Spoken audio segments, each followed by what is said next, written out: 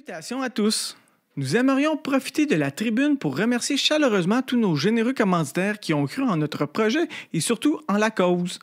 Les compagnies qui se sont associées à nous ne sont pas des grosses corpos. On les a sélectionnés pour que ce soit des gens de cœur, ancrés dans leur communauté et qui offrent à leur voisinage un service qui nous parle.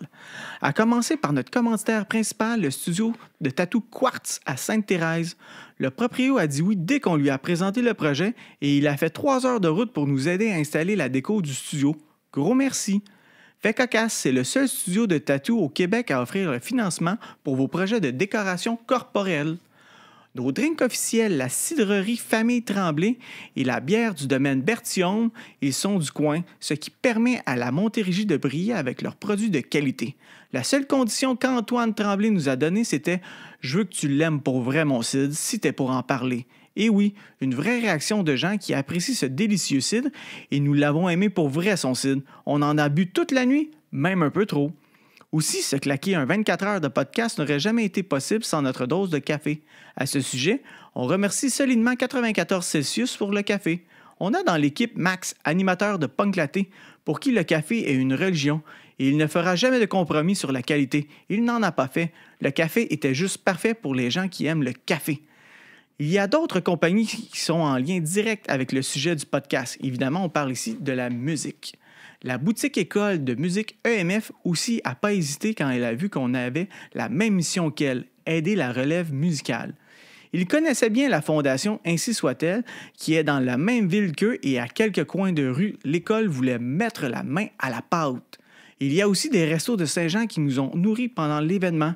On remercie donc Patate Royale pour leur club sandwich qui nous ont redonné de la vigueur en soirée, le Nick Epic pour le snack de nuit et les bonnes sœurs qui nous ont concocté de très bons sandwichs déjeuner au moment où on en avait tant besoin. Finalement, on doit une grande partie de notre levée de fonds aux entreprises qui ont généreusement donné des lots pour le tirage. Le Scape Shock Rookery, Hugo Moody, le Poudzafest, Miaou Miaou Music, le Tarot, c'était juste wow! Des lots grandioses qui avaient rapport avec la scène underground. Finalement, merci à Mike Ward, humoriste émergent, pour son don d'une paire de billets pour son show. C'est le fun de voir qu'il contribue à l'événement et au grandissement d'un podcast comme nous. À vous tous, merci encore. On se revoit l'année prochaine.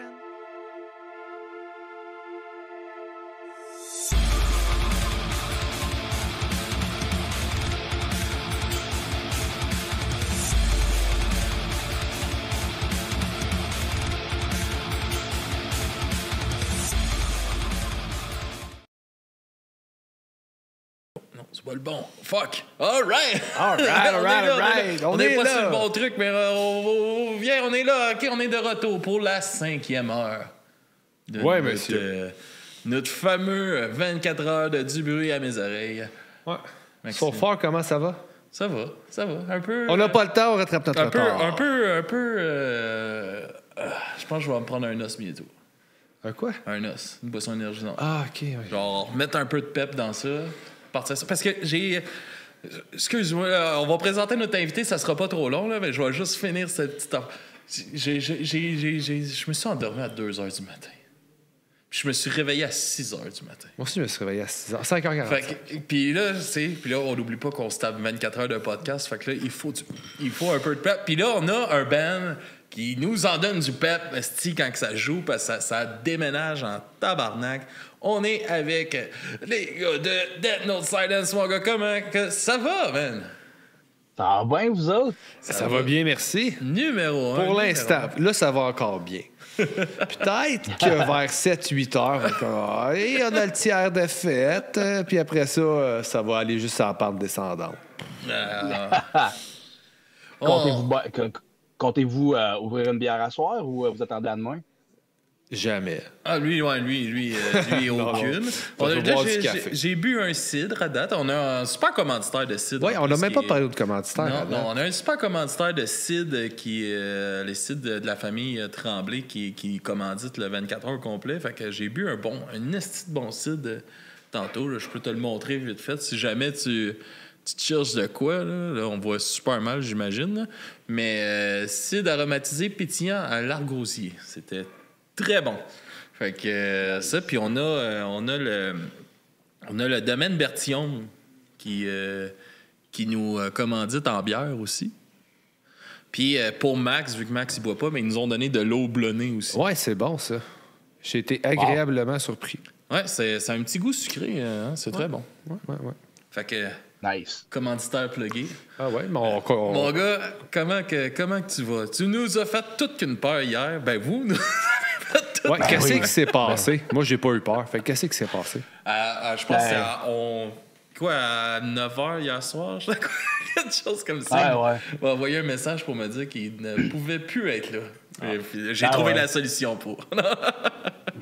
Oui, puis heureusement, parce qu'on voulait le faire, le podcast, puis, tu sais, moi, je vais être honnête avec vous autres, là, conduire, genre, pendant 2h30, tu sais, j'ai bien la misère avec ça.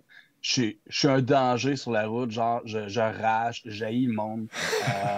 Mais j'aime ça, voyager avec les boys, puis tout. Puis, tu sais, mon chanteur, c'est le meilleur pour driver, genre, mon bassiste aussi, c'est vraiment nice pour faire 4-9 heures de route, on tripe. Mais moi, zéro open bar. Pour de vrai, là, c'est correct. Chacun connaît ses forces. C'est bon. Ouais. Mais, c'est ça, hier, il y a eu un petit accident de travail à notre chanteur, genre, petit accident, genre, s'égrener une dent sur le chantier. Puis, il y a eu un rendez-vous d'urgence aujourd'hui à 2h30 chez le dentiste parce qu'il y avait le nerf à l'air. Le nerf. Ouais. Fait que, même encore là, je me suis dit peut-être qu'il va se plugger s'il est capable de parler. Fait que, tu vois, genre, on n'allait plus monter finalement. Et puis, écoutez, j'ai donné le lien aux boys. Je sais qu'il y en a un gros qui était occupé. Là, je suis là. C'est ça qui est important. Ben oui, man. Exact, mon gars. On apprécie ta présence. Chris, qu'on est content pour de vrai de vous avoir parce que moi, je vous ai découvert, je pense que c'est au Festival Underground de Waterloo, là, 2 ans. Ça se peut dessus, ça. Puis j'ai pogné un 2 minutes en tabarnak. Moi, j'ai eu une grosse époque que j'écoutais de la grosse musique de même. Puis en vieillissant, j'en écoute moins, mais quand j'arrive dans un show, tabarnak que ça reste encore, je pense, ma musique préférée. Il y a une énergie à travers ça. Je peux comprendre, je peux relate parce que, tu sais, pour avoir écouté plein de ben, tu sais, comme tout le monde, tu sais, autant du punk, du hardcore, du metal, du grind, whatever, ben, une moment donné, tu as une petite passe plus soft, puis tout, puis t'arrives dans un show, puis t'as un band, justement, qui arrache tout. C'est sûr que ça vient rechercher, là. Puis ça ravive la flamme, tu sais. Puis ça ravive la flamme du genre comme, OK, cette band-là, je veux encore en écouter, puis je vais aller réécouter tout ce que j'écoutais quand j'avais genre 17-18 ans. Ouais, ben tu sais, je comprends. Moi-même, le premier, je suis un punk dans l'âme. Je pense que c'est les années 90, ça a été mon adolescence. Fait que j'écoutais du punk longtemps, sans suivi de hardcore, encore dans les années 90. Et puis là, ben, Despise Icon, tout ce qui était metalcore, jusqu'à aujourd'hui. Mais tu sais, encore tantôt, je suis allé chercher mon gars en truck pour écouter le dernier album de NoFX. Donc, tu sais, tout ce qui est de punk à deathcore, j'aime ça. Puis, non, je peux vous comprendre pour ça, pour de vrai. Là. Mais tu sais, encore, je vois des shows, il y a des shows punk. Je suis allé voir, c'était à Trois-Rivières, voyons, Got 'Em Out avec Goldfinger puis Pennywise, on était à clôture, c'était le premier show à mon gars, c'était débile. C'était de se faire vivre ça, genre d'être à sa clôture, genre, puis d'avoir 5000 personnes qui te poussent dans le dos. Non, c'était vraiment nice. C'est un beau. Puis, tu sais, surtout, mettons, le punk, je pense que pour les enfants, c'est une musique hyper énergique. Là. Fait que c'est parfait pour. J'ai l'impression que ça dégage leur énergie quand même, tu sais, juste même s'ils sont sur tes épaules à regarder le show, par exemple, moi avec ma petite. Tu sais, il y a tellement d'excitation, puis le upbeat du punk, puis tout ça, ça drive leur énergie. Puis je pense que c'est une musique qui leur parle beaucoup aux jeunes. Là, là, mon gars, il a 14 ans. Okay. Fait que, là, ce qu'on était, ça brassait. À côté, sa clôture, le monde arrivait en body surfing en arrière de notre tête. Puis, il a vécu l'expérience dans le rough, là, mettons. C'était très immersif. Ouais. Très immersif, oui. Non, c'était vraiment nice. Ouais. Mais toi, justement, comment tu parlais de Despise puis tout ça, c'est quoi qui t'a fait découvrir un peu ce mouvement de musique alternative là qui t'a amené jusqu'à maintenant être dans Death Note Silence puis... Ben, en fait, moi, je pense que c'est l'underground en tant que tel. Tu sais, genre, des années 90, j'écoutais du punk parce que je me retrouvais là-dedans, puis aussi parce que c'était pas une musique qui était commune, c'était pas quelque chose qui passait à la radio. Tu sais, maintenant, le punk est plus apprécié, on entend partout à la radio, mais je m'identifiais à ça. Puis très, très tôt, je pense, dans les 98, 99, ça a été le new metal. Encore là, c'était pas quelque chose de très, très accepté. Aujourd'hui, tu entends du Limp Bizkit à la radio à tour de bras. Puis ça a été tout le temps ça, à chaque étape. Je veux dire, puis même, ça a été Death by Icon, As Blood Runs Black, As I Dying, alors, Killswitch Engage, alors qu'aujourd'hui, Tout Killswitch ça, c'est Engage... du beau name drop qui me rappelle des beaux souvenirs de band. Oh, ouais. Ben, c'est ça. Mais c'est toutes les bands, genre, qu'au moment où je les aimais, ils n'étaient pas connus. Puis je suis toujours à la recherche de ce genre de vibe-là, de choses non connues, différents. Quelque chose à quoi tu peux t'identifier qui, justement, tu sais, parce que, je vais l'avouer, avec le temps, à un moment donné, je me dissocie, mais j'apprécie moins, justement, ce qui se fait. Même, le deathcore, j'en écoute pas beaucoup. Metalcore non plus. Ce que je fais avec mon band, justement, c'est contente d'aller faire quelque chose qui n'existe pas. On a tendance de faire quelque chose de vous avez envie différent. d'entendre, vous autres. Là, exactement. Puis c'est un peu un melting pot des 4 gars, en réalité. C'est ça que les gens entendent. Hein. Ah, mais non, j'ai vraiment aimé votre son à vous autres. Puis, tu sais, la drive que les chansons ont, il y a vraiment quelque chose. C'est comme. On a là, je le dis dans plein de. Vas-y, répète-le, tu vas dire que tu te répètes. Ben oui, mais tu sais, comme.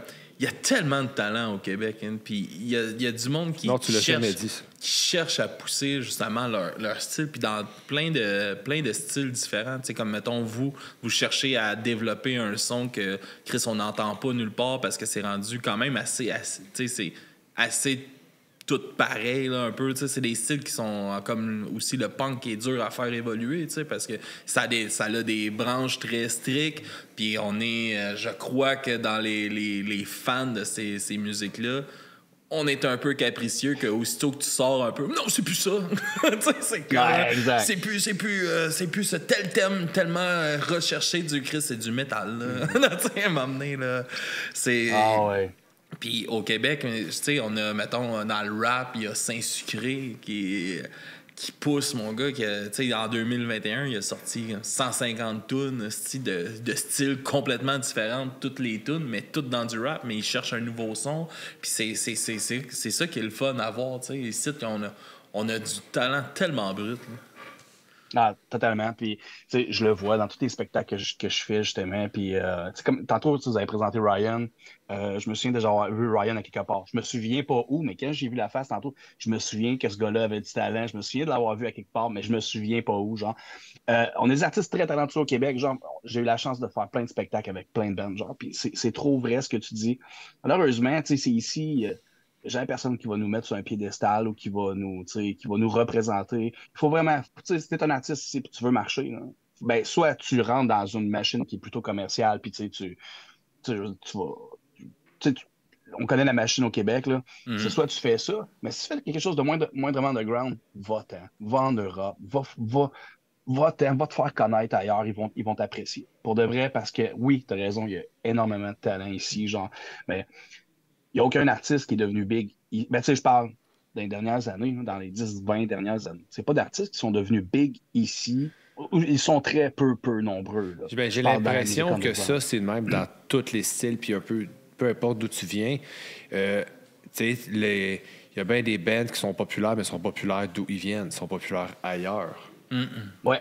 Ah, t'es pas roi, t'es pas... Nul n'est prophète dans son pays. Nul n'est prophète dans son pays, exact. Exactement. Je pense que c'est le meilleur conseil que je peux te donner, genre, puis tu sais, je suis rendu à 42 ans, fait que les gars de Death Note, j'aurais aimé ça les rencontrer à l'âge de 20 ans. T'sais, ça a 20 ans, ça aurait été le temps de partir, justement, puis là, j'ai mon gazon à faire.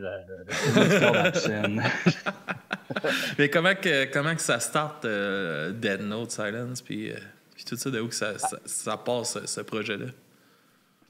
Ça fait déjà... le premier album était en 2015, donc ça fait déjà presque 10 ans. Mais bien avant ça, j'avais rencontré Ben, mon chanteur. À ce moment-là, il jouait du drum, il jouait dans un autre band, puis il cherchait un guitariste. Fait que moi, j'étais allé là-bas, mais moi, je me cherchais un drummer. Tu sais, je voulais pas jouer de la guitare dans son band, je voulais qu'il vienne dans mon band. Ben jouait du drum. Finalement, je sais, moi, je suis comme, je vais aller voler le drummer de l'autre band. Puis que j'étais allé là-bas. Puis finalement, non, c'est pas vraiment ça que je veux faire moi. Mais finalement, on a fini par jouer de la musique ensemble. Puis il est devenu chanteur. Puis c'est vraiment le moment que ça a starté.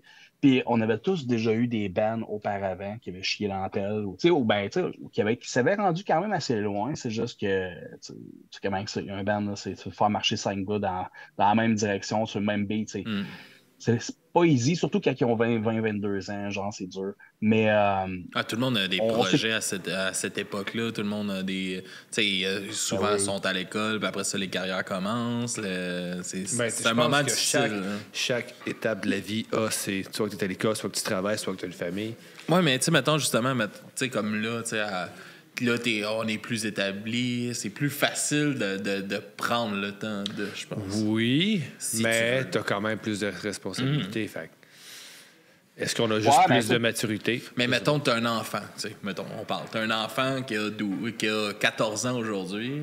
C'est bien plus facile de faire. Fait que c'est sa fête, il a 14 ans aujourd'hui. Non, mais faut que tu fasses sa fête. Je vais prendre, tu sais, il peut rester à la maison un peu, puis moi, je vais aller faire mon show.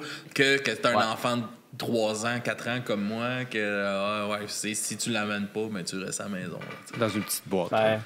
Bon, on l'a fait, là. Vous l'avez laissé dans une petite boîte?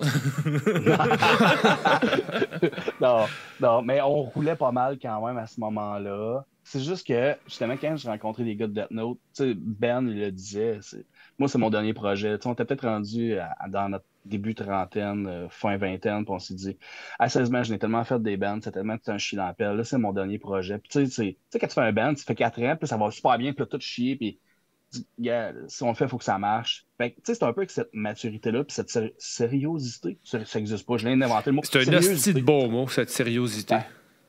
Cette sériosité-là, on est arrivé, puis on s'est dit, on le fait, là, puis il faut que ça marche. Fait que si je suis pour faire un album, ben, on va le faire comme du monde. Puis si je suis pour le promouvoir, je vais le promouvoir comme du monde. Puis je veux un vidéoclip, pas avec un téléphone cellulaire. Je vais aller voir quelqu'un, je veux faire un vidéoclip. Je veux.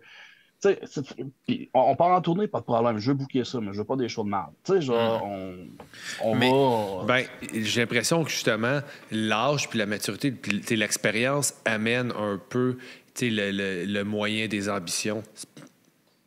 Ouais. Mais aussi, carrément. Il y a ça aussi qui joue dans la différence. Là. C'est pas mal plus agréable de faire.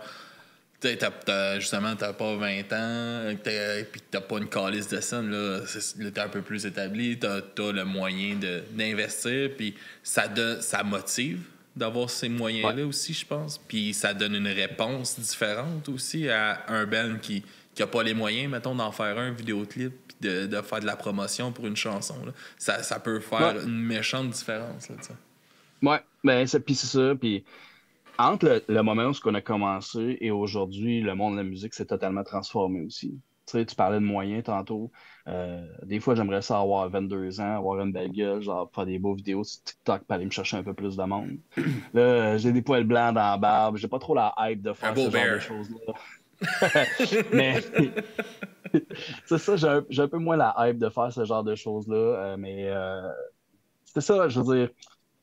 Le monde de la musique s'est complètement transformé dans les dernières années, genre. Puis aujourd'hui, même si t'as pas trop les moyens, il y a beaucoup d'accès, il y a beaucoup de façons d'aller chercher les gens. Même que de faire une vidéo aujourd'hui, je veux dire, à part pour aller chercher des gens sur YouTube, qui est un public vraiment niché, genre. Ça donne pas grand-chose, là. Non, c'est ça, c'est sûr, mais c'est plus. Il y a ça aussi, c'est les moyens de faire des choses DIY sont plus accessibles aussi aujourd'hui. Ouais. Je sais pas à quel point dans vous, à quel point vous déléguez pour les enregistrements, puis tout ça, comment que ça fonctionne, mais juste ça, pouvoir faire des bonnes pré-prod, mettons. Comment que ça peut changer quelque chose, tu sais. Ça change de quoi pour de vrai, parce que le travail, le temps que tu mets, genre, moi j'ai un studio aussi. Fait que toute la pré-prod se fait ici, genre. Puis on réécoute toutes les tracks chacun à notre bord, puis on fait comme, c'est pas bon ça. On le refait, on change telle affaire, ça, faut le rechanger.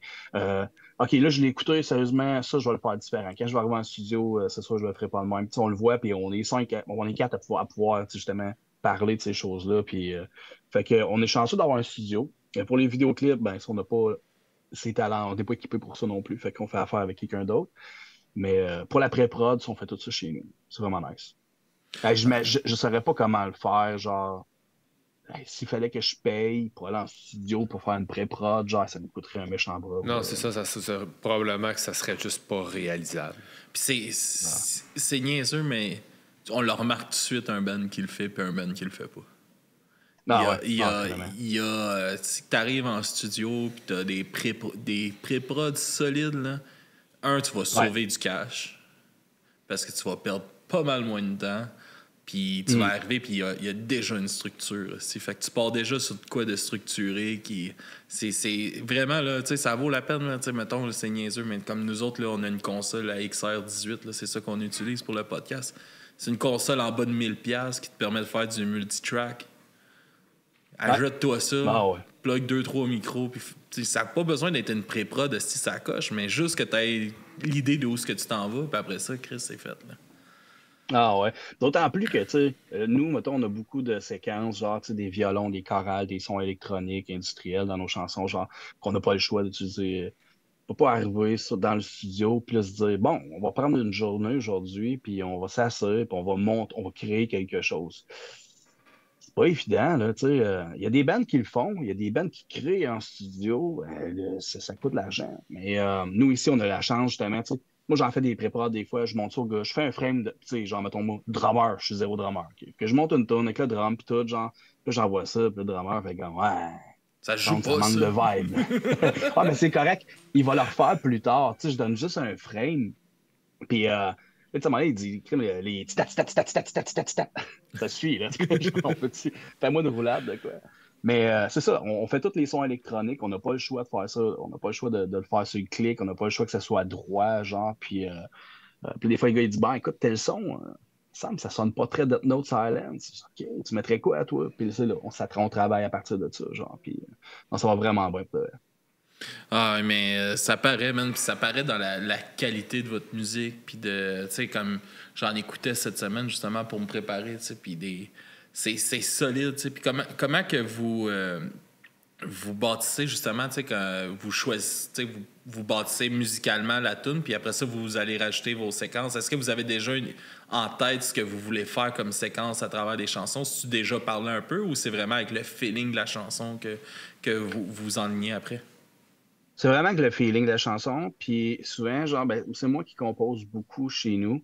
Puis comme je disais, je fais des frames, j'impose rarement des choses à mon band. Puis des fois, mon band va dire, hey, c'est bon, mais ça, tu sais, le chanteur va me dire, ça, tu peux-tu me le faire 2 fois? Je vais le faire une fois aigu, une fois grave. Qu'est-ce que c'est facile? Tu veux dire, moi, quand j'écris, c'est tout en bloc Lego, là, je veux dire, tout est séquencé, genre, je fais copier puis coller, je fais doubler en réalité ma track, puis ça va super bien. Puis là, c'est au feeling, genre, que là, les séquences, ils rentrent, justement. Je fais comme, ah, OK, ici, là, ça devient grandiose. On va rajouter des violons. Ça tombe pesant. On va rajouter des chorales. Ça va être malade. Puis c'est ça. C'est vraiment le même, là, c'est au feeling. Ah, je trouve que ça rend vraiment votre musique vivante, là, justement, d'apporter ces petites touches-là, ici et là, qui changent aussi le mood un peu. C'est vraiment bien pour eux. Mais moi, j'ai une question pour toi. Là, tu composes beaucoup, mais est-ce que c'est quelque chose que tu faisais avant déjà dans les bands ou c'est vraiment plus pour ton band en ce moment? Non, j'ai tout le temps composé pour de vrai. J'ai tout le temps trippé là-dessus. Un peu comme Ryan tantôt, il disait, genre, moi, je suis zéro, je lis pas la musique, c'est vraiment au feeling. Tu sais, genre, mon gars commence à jouer la guitare il y a 14 ans, puis je pense qu'il sait déjà le double de chansons que moi j'ai apprises. Je n'étais pas du style à apprendre des chansons. Le jour où on m'a montré comment faire un power chord, je suis parti. C'est tout ce que tu avais besoin. Place tes doigts comme ça, puis sky's the limit. Ben, tu sais, je l'ai dit, hein, j'ai commencé avec le punk rock. Le jour où j'ai appris à faire un power chord, je suis parti avec ça. T'as besoin de 3 accords pour faire un album, tabarnak. That's it. Fait que... Mais après ça, j'ai appris mes tierces, mes octaves. J'ai appris justement, tu peux down-tuner ta corde, puis là, le hardcore, le métal. Là, tu peux jouer avec juste un doigt. Comme un Rec Room Skills. Là, tu joues avec un doigt, tu vas rajouter une corde, on va mettre des cordes, on va s'acheter des cordes, tout le monde. Puis, non, c'est ça, ça a été vraiment. J'ai tout le temps été compositeur. Je suis même pas. J'ai pas la. Comment je peux dire ça? J'ai même pas envie d'apprendre d'autres tonnes. Mais je n'ai aucun intérêt pour des raisons. encore il y a pas longtemps, quand mon gars a appris à jouer la guitare, je le voyais jouer, c'était quoi la tune de Oasis, Wonderwall. J'ai jamais appris à jouer Wonderwall de ma vie. Sais-tu quoi, Fait que j'ai man? appris à C'est une bonne affaire. C'est une bonne chanson. Hein? Mais là, tu es là, comment que l'histoire s'enligne, j'ai l'impression que t'as gauché ça, là. Chris, en 15 minutes, j'ai appris Wonderwall puis Time of Your Life de Green Day. Puis, je l'ai jamais vraiment rejoué. Mais c'est quand même deux chansons que tu connais ces deux-là, t'as pas besoin d'en connaître d'autres. Là. C'est comme. Non, tu vas t'asseoir sur le bord du feu puis tu vas entertainer la soirée. Là. Absolument. Je suis prêt. Mais c'est ça, j'ai pas cet intérêt-là pour de vrai. Vraiment pas. Je sais pas pourquoi. Oui, étant très très jeune, c'est ça, j'ai appris, je pense, c'est l'album live de Nirvana Unplug. Ouais. Ça a été ça. Nirvana, Green Day, genre, ça a été, je pense, les deux, Green Day avec Dookie, ça a été les deux premiers albums sur lesquels c'est là que j'ai appris à faire mes power chords puis certains petits accords. C'est de là que c'est parti. Après ça, j'ai fait comme, you know what? I'm ready for the world. Je veux dire, je connais mes power chords puis 3-4 accords, je peux tout faire. Oui. Ces bands-là avaient une carrière internationale, tu jouais à leur tune. C'est parfait, c'est réglé. C'est ça. Puis c'est ça. Puis aujourd'hui, je fais du deathcore. Fouille-moi. Je sais pas. Shit hit the fan. Comment que le deathcore, justement, est rentré un peu dans ta vie? Justement, tu parlais un peu de l'évolution avec le punk rock puis tout ça, mais je pense qu'il faut une oreille complètement différente pour aller, justement, apprécier ces genres de musique plus brutales-là. Moi, j'aime bien... Je sais pas pourquoi j'aime le deathcore, Carlis. J'aime plus ça. J'aime moins ça aujourd'hui. Je trouve que ce qui se fait aujourd'hui, c'est pas mal tout le temps pareil. Je sais pas pourquoi. Despice a été vraiment une de mes premières influences parce que Despice, c'était comme rien d'autre. C'était vraiment original pour moi au moment. Puis au moment où j'ai commencé à écouter Despice, la scène était différente aussi. Je me souviens, j'allais au Rockstage Café à Trois-Rivières, puis c'était rempli de punk. Puis c'était vraiment homogène. T'avais un band punk, un band de porn grind, puis à la fin, t'avais genre Despice Icon. C'était fucked up de même. Puis j'étais bien là-dedans. Oui, mais j'étais à l'aise là-dedans. Tant que t'étais piqué pour le tétanos, t'étais quand même safe. J'ai vu Blind Witness. Là, j'ai joué là une deux fois, j'ai vu des bands aussi, c'était... Ouais. C'est un peu mythique comme place. Ben tout le monde a des souvenirs un peu mitigés de cette... Ouais, des drôles de souvenirs. Mais tout le monde en parle, puis tout le monde aime ça. Through the Eyes of the Dead, Cataclysm, August Burns Red, Honor, t'ont tout passé là. Tu sais, c'est des gros noms pour cette petite salle-là. Wow. Ah, très. C'est ça qui est fou. Hein. Mais c'est ça. C'est de là que vient mon amour, justement, pour tout ce qui est underground, genre. Puis le deathcore, ça a vraiment commencé avec Despice Icon. Après ça a suivi de plein de bands, Whitechapel, Lorna Shore, Chelsea Lorna Green. Shore, c'est fucking solide. Je pense que dans les dernières années, là, s'il y a un band qui est prolifique puis qu'il faut suivre, je pense, là, comme dans les bands qui tournent mondialement, là, je pense que Lorna Shore, c'est une bébite qui se passe en ce moment. Là, ils ont une machine, ils ont eu un bel exposé médiatique avec leur nouveau chanteur. Genre, je pense qu'ils ont scoré fort beaucoup avec leur dernier album. Leur nouveau chanteur est très attrayant aussi. Genre, il est jeune. Il est jeune. il y a un scream. Il est hip. Et il est talentueux. Il y a un scream. Je sais pas si vous avez vu la vidéo qu'ils ont mis, là, qu'ils ont filmé ses cordes vocales quand il scream, là, mais non. C'est fucked. Ça twist. C'est comme, what the fuck, qu'est-ce qui se passe là-dedans? Il est très talentueux pour le vrai. Puis non, ils ont eu un beau lancement. Moi, personnellement, je me suis tanné un petit peu. Là. Je veux dire, on a fait le tour. L'album était très bon. Je passais à autre chose. J'aime ça de découvrir encore d'autres choses. Fait que j'ai continué à fouiller. Il y a des nouveaux projets avec les anciens chanteurs de Chelsea Green que j'ai commencé à écouter aussi. Darko US, il y avait Ameona, en tout cas, je ne saurais pas le dire, l'autre band. Super bon band aussi. Mais puis là, je suis un peu rendu là. Mais c'est ça, dans le deathcore, il n'y a plus grand-chose qui m'attire, honnêtement. C'est pour ça que je continue à faire des choses différemment. Puis, vous le remarquerez, là, il y a des chansons aussi qui continuent dans l'album, comme Boomer, justement. Il y a des vibes très punk aussi. Donc, on fait du deathcore. Je pense que notre chanteur, il est pour beaucoup. Notre drummer aussi, il est solide, genre, fait qu'il est pour beaucoup. Mais overall, tu te rends compte que finalement, un guitariste ne torche pas tant que ça. Non. Tu te rends compte que finalement, il y a beaucoup d'influence. Il y a beaucoup d'influence de tout là-dedans. Puis je cherche pas non plus à être un guitariste très upfront. Pour moi, un band, puis comme je l'ai dit, il y a beaucoup de séquences. Pour moi, un band, c'est tout d'abord un ensemble de choses. Donc, je connais les moments où je dois justement me reculer et devenir juste un instrument parmi tant d'autres, genre, puis dire, OK, je tiens cette note-là pendant que les vocales, les pianos embarquent parce que je veux donner la place à quelque chose d'autre, puis juste faire partie d'un tout et pas juste être moi, tu sais. Je trouve que justement, tu sais, quand un band, t'as quelqu'un qui est trop upfront, ben, c'est ça, ça devient comme un genre de. Ça détonne. Ben, c'est parce que, en réalité, tu capitalises genre sur une personne, puis ça vient comme la saveur du jour. Puis Death Note Silence, je pense qu'on est tout sauf ça, tu sais, devenir la saveur du jour. S'il y a de quoi qui est vraiment à mode demain matin, sois sûr qu'on ne se lancera pas pour le faire. Aussi, on le fait, on va le faire en dérision. Tu sais. J'ai hâte de vous voir faire des danses sur TikTok. On a un compte TikTok, genre, c'est tellement à chier. Pour de vrai, on n'est pas là. C'est là l'algorithme, mon gars. C'est là l'algorithme.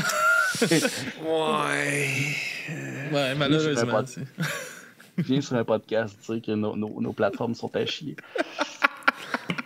Mais non, mais c'est vrai que, Chris, c'est dur en esti les réseaux sociaux, là. Tu sais, veux pas, tu sais, comme.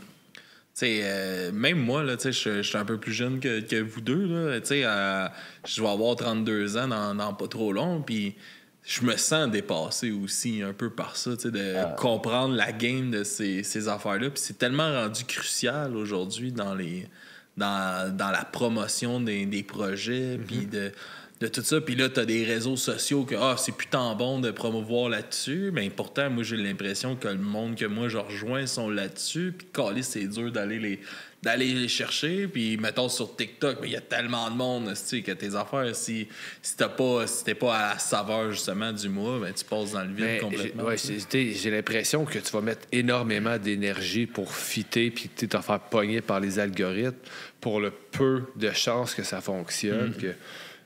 Exactement. Puis nous, là, c'est ça. Je vais vous l'expliquer. S'il y a de quoi j'ai appris dans les 10 dernières années, justement, c'est que si moi, je me mets à faire ça demain matin, faire semblant d'être une vedette TikTok ou whatever, genre, ça marche tellement pas. C'est tellement pas l'image Death Note Silence. Genre, les résultats vont être très moindres. Ils vont en avoir, mais ils vont être très, très bas pour l'énergie que je vais mettre là-dedans. Mais si on le fait avec dérision, en niaisant, genre les gens nous connaissent, ils nous reconnaissent là-dedans. Tu sais, c'est vraiment d'être vrai. Tu sais, tantôt, je disais, nos médias sociaux sont à chier. Genre, les gens ils vont écouter ça, ils vont dire, Chris, ça, c'est Death Note Silence. C'est quoi, genre? C'est vraiment, c'est eux autres. Mais, tu sais, si tu essaies de la saveur du mois, les gens vont t'aimer pour le mois. Puis après ça, ils vont passer à autre chose. On le sait aujourd'hui, la musique, c'est devenu du fast-food. Genre, on t'aime pendant un certain temps. Avec genre, les concours puis toutes ces affaires-là. Ouais.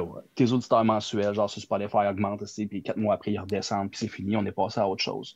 Mais Death Note Silence, on a cet avantage-là, parce que on est réel, puis les gens qui accrochent sur notre page, ben, ils nous suivent, puis ils nous aiment pour ce qu'on est.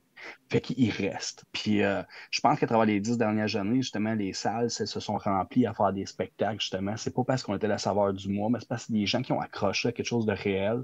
Puis on n'a jamais tenté de plaire à un public, mais c'est le contraire. On dirait que c'est le public qui fait comme hey, je me reconnais là-dedans. C'est vrai ce qu'ils font, c'est vrai ce qu'ils disent. Vous avez plus comme une manière d'approche du public, d'aller les chercher un par un. Ça me fait penser un peu à quand on parlait avec Jesse. Avec Rouge Pompier, justement, tu sais, que le but, tu sais, même si tu fais un fest qui a 100 000 personnes, le but, c'est pas de jouer pour les 100 000, c'est d'aller au moins en chercher un dans cette gang-là, tu sais. Puis si c'était pour lui qu'on jouait, mais c'est pour lui. Puis tant mieux si les 100 000 ont trippé, puis tout ça, mais le but, c'est pas ça. Puis c'est souvent ça aussi qui est décourageant quand tu te pars des projets, tu sais. Mettons, encore par exemple, parce que je pense que c'est mon plus gros projet, là, le podcast, là, mais tu sais, quand on a commencé, là, 6-7 ans, qu'on a eu 1500 téléchargements dans l'année, ça aurait été facile en esti de faire fuck that shit. Si je fais ça pour rien, tout ce style de travail-là, puis Chris, on n'a pas tiré à la plug, puis on est encore là aujourd'hui. Puis c'est là que tu vois la différence, c'est que il y a beaucoup de bands qui vont commencer, ils vont faire 1 an, 2 ans, 3 ans, puis on n'entend plus jamais parler. Mais des bands qui le font pour vrai, par passion, puis pas pour avoir un moment de gloire. Tant mieux si ça arrive, ce moment-là. Mais c'est pas ça. La jeunesse du band, c'est pas pour avoir ce moment-là. T'sais. C'est de triper, puis de faire les choses de la bonne façon, puis de les faire vraies. Des faire pour toi aussi, genre, puis que tu, tu trouves là-dedans. Au Péralé, je vais donner un meilleur exemple là, présentement. Genre, moi, je me suis parti un projet solo. Ça s'appelle Bot 41. J'en profite, je le plug. Ah, good. Puis, c'est ça, il y a quelqu'un cette semaine qui me disait, Joe Baseball, disait, puis comment ça va ton projet? Puis, je disais, ah, je suis déçu. Ça fait 2-3 semaines, j'en fais la promotion, juste 450 followers. Pour mon premier single, j'aurais aimé ça, en avoir au moins 1000, puis tout. Genre. Puis, mais tu sais, au final, start avec 450, là. Start avec ça, puis le reste va venir avec le temps. Là. C'est que là, en plus, t'as de quoi pour comparer. Hein? Ouais, non, c'est ça. Puis, tu sais, j'ose pas trop prendre la plateforme de Death Note Silence pour le promouvoir non plus, genre, parce que c'est vraiment deux affaires différentes. Puis les gars étaient super fins, ils m'ont laissé faire la promotion, tu sais, justement, de ma page une fois. Puis je veux pas trop retourner là, genre, je veux vraiment mettre un mur entre les deux, mais c'est ça, genre, c'est sûr que c'est dur de starter de quoi à neuf, là. Faut vraiment que tu le fasses pour toi. Tu mets ton ego de côté. Parce que tu sais, tu fais une vidéo puis tu invites les gens à liker, genre. Puis là, tu vois, genre, tu as 20 likes sur ta vidéo. Tu dis, invitez vos gens à liker la page. Puis à la fin de la semaine, il y a 7 personnes qui ont liké la page de plus. Fait que là, j'ai mis 1 heure et demie là, à refaire cette vidéo-là, à faire mon montage.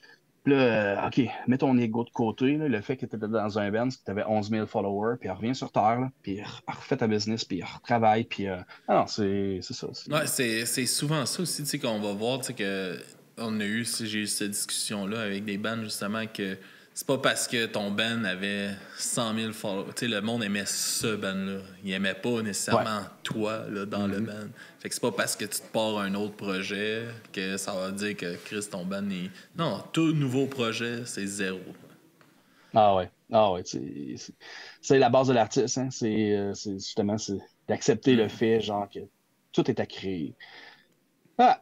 Ouais, mais tu sais, c'est comme avec Brown. Tu sais, mettons Brownson, on en a parlé avec un peu de ça. Tu sais, il fait des tours au complet avec Sum 41 aussi, dans les plus grosses salles, les plus gros stages. Puis il nous parlait quand que lui il a lâché Sum 41 pendant un bout, il y avait son autre band à lui qui il faisait des bars puis des affaires de même. Tu sais, ça te remet, tu sais, ça remet en perspective. Puis tout ça, tu sais, c'est fou. Puis comme. Tu me dirais, hey, ouais, tu sais, je savais même pas que c'était parti un autre band. Non, c'est ça. Non. Puis, tu sais, des fois aussi, je vois des gros bands. Tu sais, ici, tu sais, on sait la machine médiatique américaine, elle est très, très big. Genre, je vois des gros bands, genre, puis je vais donner un exemple, c'est qui? Enterprise Earth, qui est un band deadcore américain, genre, tu sais, je check des vidéos, des fois, ils ont des salles pleines, ça brasse, tu sais, ils ont l'air big, genre. Là, je les ai vus à l'anti devant 40-50 personnes, tu sais. Fait que, ils en font des petites salles aussi, là. Eux autres aussi, là, même si tout le monde pense qu'ils sont big, genre, oui, c'était Red Jumpsuit Apparatus, qui était quand même quasiment, tu sais, ça roulait en crise. Puis à un moment donné, ils sont venus à Montréal, à l'Underworld à Montréal. Puis on était 7 personnes. Wow! J'étais comme... Et pourtant... Voyons, si moi, là, j'étais comme... J'avais acheté mon billet. J'étais comme... à l'Underworld, tabarnak, ça va se remplir. Chris, c'est 150 personnes, je pense, cette place-là. Ça va se remplir. T'in. Demain, j'avais acheté mon billet de rette la journée que ça avait sorti. Chris, j'arrive là, puis on est 7 ou 10 personnes. Wow! C'était comme... Ouais. Je m'attendais pas à avoir un show privé, là. Et puis ça, je vous avais vu, moi, c'est un DVD du Hellfest. Il y avait du monde là-bas, c'était malade, genre. Ah, ça. Ouais, mais c'est ça. Tout le monde passe par là. Mais c'est ça, c'est des vagues, le monde, c'est ça. Comme tu disais tantôt, pendant 1 mois, 2 mois, si le monde il trippe, il va l'écouter, puis pendant 6 mois après, mais non, c'est le plus petit bassin des fidèles qui sont encore là, tu sais. Ah, ben justement, là, on est en train de travailler notre prochain album. On a presque terminé là, justement la pré-prod. Là. On travaille encore là-dessus. Puis après ça, on repart sur une tournée de spectacle. Du moment qu'on sort ça, on va faire le tour puis tout. Puis, on s'attend à avoir des belles salles remplies. Ça a super bien été avec le dernier album. Puis, mais I guess il va en avoir des shows un peu plus avec moins de monde. Là, puis je me souviens, là, dans le début de notre carrière, on allait jouer en Ontario, là, puis des shows devant 15 personnes, ça nous est arrivé. Là. Puis on s'est dit, les gars, on est tous fucking pisse, là. Alors, on va tout donner à soir sur le stage comme des débiles, genre. C'est quoi? On a appris de ça, genre, ça nous a buildé, ça nous a shapé le band, ça l'a fait en sorte que le band est devenu meilleur aussi, genre. Puis on essaie de pas faire les mêmes erreurs 2 fois. Ouais, exact, man. Puis c'est là aussi, tu sais, qu'il faut être attentif à ce qui fonctionne, puis ce qui fonctionne moins, puis tout ça. Non, je voulais répondre à ton boss. À Gig. Non, c'est mon apprenti au travail. Allô, Guillaume. C'est Dizzy, là. Oui, tu vas être là à 6 heures lundi matin. 6 heures avec un Gore-Tex puis un masque en scaphandre sur la tête. Ça va être plaisant. Yeah! Comment t'as évolué comme compositeur à travers les années, justement, comme tu dis, t'as appris tes premiers power chords puis ça a parti direct. Ben, au début, je jouais du punk. C'est ça, je pense que j'avais un band punk. Puis à un moment donné, ça, j'ai rencontré des gens, les autres étaient plus dans le metalcore, Zoe Dying. Tu sais, les débuts de Zoe Dying. Je pense qu'il y avait juste l'album, le deuxième album avec 94 Hours de sortie. Hein. Okay. Ça fait vraiment, vraiment longtemps. Puis c'est là, j'ai commencé à apprendre à jouer, puis à me stocker, à me gearer, genre. Je me souviens, j'avais un ampli Fender, genre un Twin Reverb, il était vraiment hot, il sonnait vraiment bien. Mais là, moi, je voulais le cab avec la grosse tête, puis vu que j'avais pas comme 2-3 000 $ à mettre, j'avais été pawner mon ampli, qui était très bon. Le gars m'a même pas donné 200 $ pour avoir bien raide. Puis je m'étais allé dans un magasin de musique, genre, puis je me suis fait avoir une deuxième fois. Ils m'ont vendu un Behringer avec un câble. Puis tu sais, quand je l'ai essayé dans le magasin de musique, tout shakeait, genre, c'était écœurant. Quand j'étais arrivé à côté du drum puis de l'ampli à l'ange, c'était un cossin que j'avais. J'étais tellement déçu, mais j'avais tout mis là-dedans. Mais là, j'avais quand même de quoi, justement, pour apprendre à jouer, justement, tu sais, faire du full picking, faire, justement, d'autres chords. Puis en tout cas, j'avais de quoi de solide quand même. Puis c'est vraiment de même comme que l'évolution s'est faite. C'est avec le temps, avec les gens que j'ai rencontrés, les différents musiciens ont eu un gros impact aussi sur mon évolution. J'ai toute une mentalité, je sais que dans le deathcore, genre les gens sont très techniques. Moi, j'adore le deathcore, mais keep it simple. Essaye pas d'être le prochain Richardson. Je veux dire, Jason Richardson, je veux dire, je tâcherai jamais comme ce gars-là. Être l'imitation de quelqu'un d'autre, c'est être deuxième en partant. Ça, c'est toute une mentalité. Sois toi-même, puis respecte-toi là-dedans, genre. C'est d'où la raison, tu sais, je disais tantôt, je suis un fan de punk, genre. Oui, je vais faire du deathcore, genre, mais je veux pas être le front page de tout ça. Je veux créer un ensemble de choses, une entité, un son. J'ai pas besoin que ma guitare soit upfront. J'aimerais ça que ma guitare avec le snare, le kick puis la bass, ensemble, on donne un son, genre. Puis c'est vraiment été toujours ma mentalité dans toute mon écriture, genre, de créer des bonnes chansons plutôt que de dire on fait une tune qui bûche, ou on fait une tune qui a des gros breakdowns, ou on fait une tune genre avec plein de petits sons parce que c'est avec plein de bass drop parce que c'est la mode présentement faire des bass drops. Non, ça a été vraiment s'il y a un bass drop à mettre, on va le mettre. Et puis c'est une des raisons pour lesquelles il n'y a aucun clean vocals dans Death No Silence. C'est qu'on n'a jamais trouvé le moment, l'opportunité et la belle façon de le faire. Le jour où on aurait un bon refrain, assez bon pour que tout le monde puisse le chanter avec nous autres, il y en aura peut-être. Mais pour l'instant, c'est pas quelque chose qu'on envisage. Pas de compromis pour plaire. Non, effectivement. Puis moi, j'ai une petite question. Tantôt, quand tu parlais de composition, tu sais, est-ce que j'ai l'impression, puis là, peut-être que je me trompe, puis j'ai mal saisi la subtilité de ton message, mais j'ai l'impression que des fois, quand tu composes, tu vas te laisser teinter justement par ton background, même que ce soit punk rock. Tu sais, j'ai l'impression que tout ton parcours musical fait que ton deathcore est ce qu'il est, puis que tu te mets pas des barrières, justement, puis que des fois, là, on te parle que tout a été fait dans le punk, tout a été fait dans le hardcore, mais juste ces petites subtilités-là de ton background amènent la différence. Ah, carrément. Puis, tu sais, je vais vous donner un meilleur exemple au monde. Dans le punk rock, on va souvent entendre des slides de guitare. Tu sais, quand tu ça, c'est cool. Tu n'entends jamais dans le deathcore. Pourquoi? C'est rare. C'est vrai que ça fait très, très... Dans le hardcore, dans le punk, il y en a beaucoup, deathcore. Non, mais c'est tellement cool, des slides. Pourquoi on n'en fait pas? Puis, mais oui, t'as raison. Quand tu dis je me laisse teinter, justement, c'est le genre de choses que je vais intégrer. Là, il n'y en a pas. C'était un exemple. Genre, on n'en fait pas de slide. Hey, faites-en. Non, mais comme Back Kid, Wake the Dead, sans les slides, c'est pas la même chose. Non, c'est sûr. Non.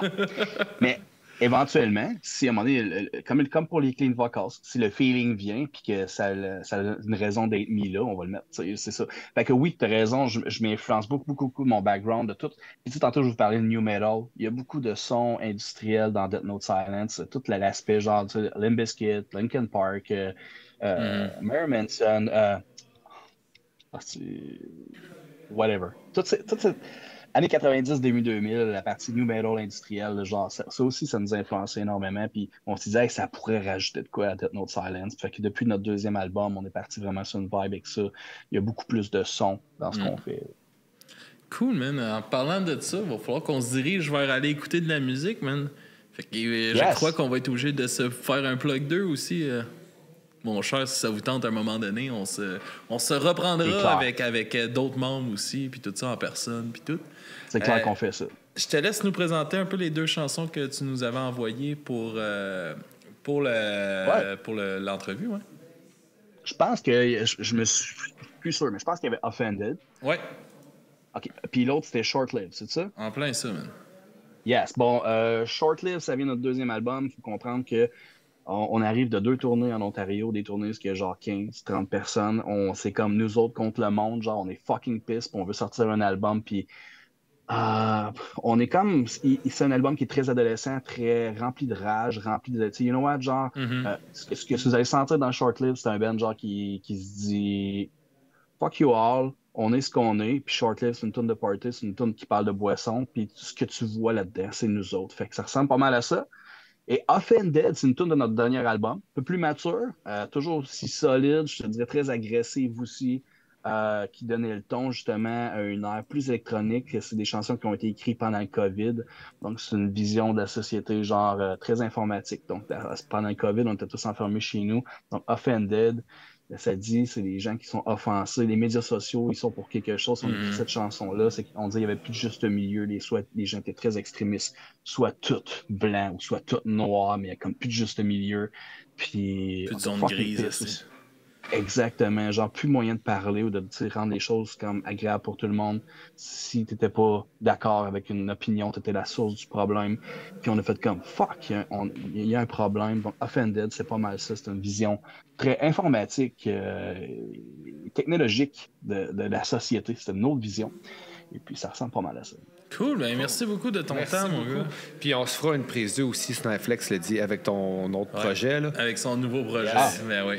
Nice. Ah oui, exact. Good, man. Cool. Merci beaucoup. Boys. Puis merci d'avoir participé aux 24 heures. Puis on dit à tout le monde d'aller vous suivre, man. Un peu Absolument. Partout. Yes, sir. Fait qu'on s'en va écouter de la musique, puis on vous revient tout de suite après, tout le monde. Yes.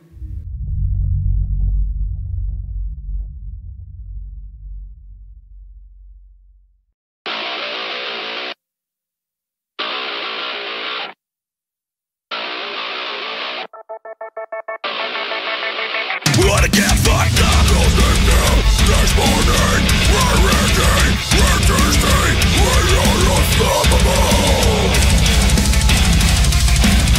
Bring your breath, bring your beer, we're gonna play till morning, this is the way we are. We start the night with the problem, we share the shit until it's over. Let's start the drinking game. Watch out, lose up, 3, 4, 5 shots.